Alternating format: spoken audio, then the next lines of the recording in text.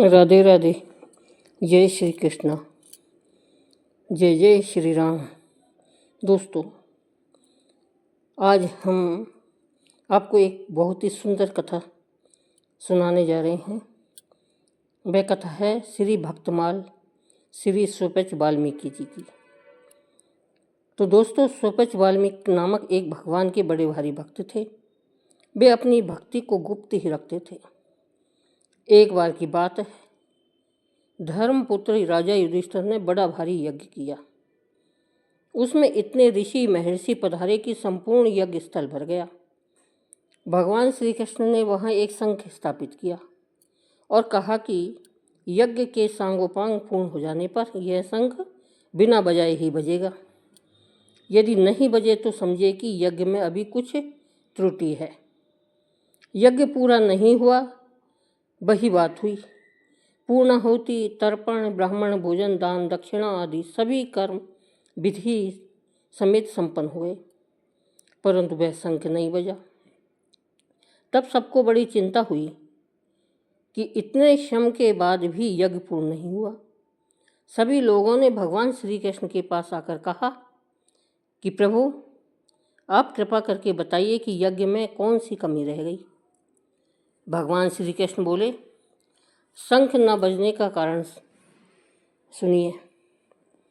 यद्यपि ऋषियों के समूह से चारों दिशाएं संपूर्ण भूमि भर गई है और सभी ने भोजन किया है, परंतु किसी रसिक वैष्णव संत ने भोजन नहीं किया है।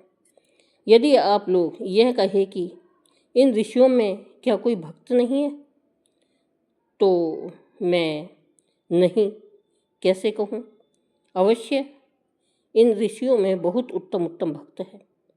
फिर भी मेरे हृदय की एक गुप्त बात यह है कि मैं सर्वश्रेष्ठ रसिक वैष्णव भक्त उसे मानता हूँ जिसे अपनी जाति, विद्या, ज्ञान आदि का अहंकार बिल्कुल ना हो और अपने जो दासों का दास मानता हो। यदि यज्ञ पूर्ण करने की इच्छा है तो ऐसे भक्त को लाकर जिमाइए। भगवान की यह बात सुनकर युधिष्ठिर ने कहा, प्रभु, सत्य है, पर ऐसा भगवत भक्त हमारे नगर के आसपास कहीं भी दिखाई नहीं देता है जिसमें अहंकार की गंध ना हो। ऐसा भक्त तो किसी दूसरे लोक में भले ही मिले। भगवान ने कहा, नहीं, तुम्हारे नगर में ही रहता है। दिन रात, सुबह शाम तुम्हारे यहाँ आता जाता भी है, पर उसे कोई जानता नहीं है और वह स्वयं अपने को प्रकट भी नहीं करता है। यह सुनकर सभी आश्चर्य से चौंक उठे और बोले, प्रभु, कृपया शीघ्र ही बताइए उनका क्या नाम है और कहाँ स्थान है, जहाँ जाकर हम उनका दर्शन करके अपने को सौभाग्यशाली बनाएं। भगवान ने कहा, स्वपच भक्त वाल्मीकि के घर को चले जाओ। वे सर्व विकार रहित सच्चे साधु हैं। अर्जुन और भीमसेन दोनों ही भक्त वाल्मीकि जी को निमंत्रण देने के लिए उनके घर जाने को तैयार हुए। जब भगवान ने उन्हें सतर्क करते हुए हृदय की बात खोलकर कही, जाते हो पर सावधान रहना। भक्तों की भक्ति का भाव अत्यंत दुर्लभ और गंभीर है। उनको देखकर मन में किसी प्रकार का विकार न लाना, अन्यथा तुम्हारी भक्ति में दोष आ जाएगा। दोनों ने भक्त वाल्मीकि के घर पहुंचकर उसके चारों ओर घूमकर उनकी प्रदक्षिणा की। आनंद से झूमते हुए पृथ्वी पर पड़कर साष्टांग प्रणाम किया। भीतर जाकर देखा तो उनका उपासना गृह बड़ा सुंदर था। वाल्मीकि जी ने जब दोनों राजाओं को आया देखा तो उन्होंने सब काम छोड़ दिए। लज्जा एवं संकोच बस कांपने लगे। उनका मन विहील हो गया।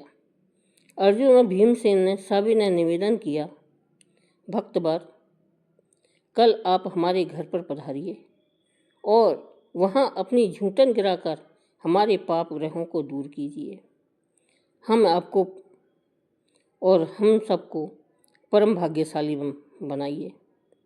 दोनों को निमंत्रण देते तथा अपनी बड़ाई करते हुए सुनकर वाल्मीकि जी कहने लगे, अजी, हम तो सदा से आपकी झूठन उठाते हैं और आपके द्वार पर झाड़ू लगाते हैं। मेरा निमंत्रण कैसा? पहले आप भोग भोजन कीजिए, फिर पीछे से हमें अपनी जूठन दीजिएगा। अर्जुन भीमसेन ने कहा, आप यह क्या कह रहे हैं? पहले आप भोजन कीजिएगा, फिर पीछे से हमें कराइएगा। बिना आपको खिलाए हम लोग नहीं खाएंगे। दूसरी बात भूल कर भी मन में न सोचिए। वाल्मीकि जी ने कहा, बहुत अच्छी बात है। यदि आपके मन में ऐसा है तो ऐसा ही होगा।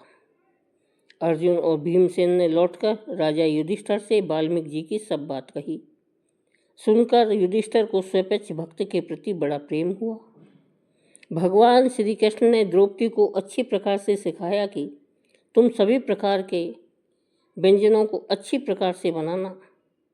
तुम्हारे हाथों की सफलता आज इसी में है कि भक्त के लिए सुंदर रसोई तैयार करो। रसोई तैयार हो चुकने पर राजा युधिष्ठिर जाकर वाल्मीकि जी को बुला लाए। उन्होंने कहा कि हमें बाहर ही बैठाकर भोजन करा दो।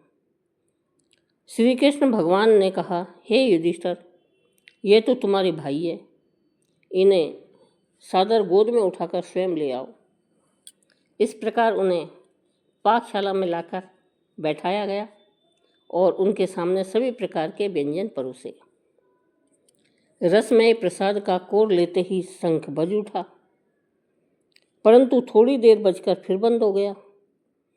तब भगवान ने शंख को एक छड़ी लगाई। भगवान ने शंख से पूछा, तुम भक्त के भोजन करने पर ठीक से क्यों नहीं बज रहे हो? घबराकर शंख बोला, आप द्रौपदी के पास जाकर उनसे पूछिए। आप मन से यह मान लीजिए कि मेरा कुछ भी दोष नहीं है। जब द्रौपदी से पूछा गया तो उन्होंने कहा कि शंख का कथन सत्य है। भक्त जी खट्टे मीठे आदि रसों के सभी व्यंजनों को एक में मिलाकर खा रहे हैं। इससे मेरी रसोई करने की चतुरता धूल में मिल गई है। अपनी पाक विद्या का निरंतर देखकर मैंने मन में यह भाव आया कि आखिर है तो यह स्वपक्ष जाति के ही। ये भला व्यंजनों का स्वाद लेना क्या जाने।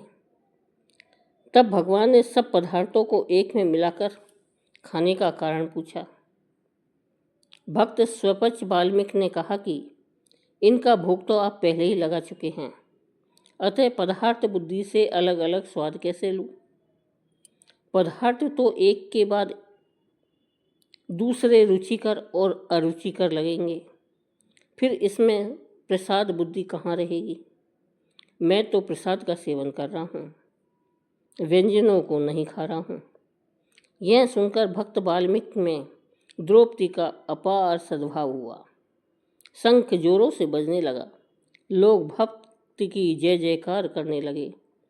इस प्रकार यज्ञ पूर्ण हुआ और भक्त वाल्मीकि जी को महिमा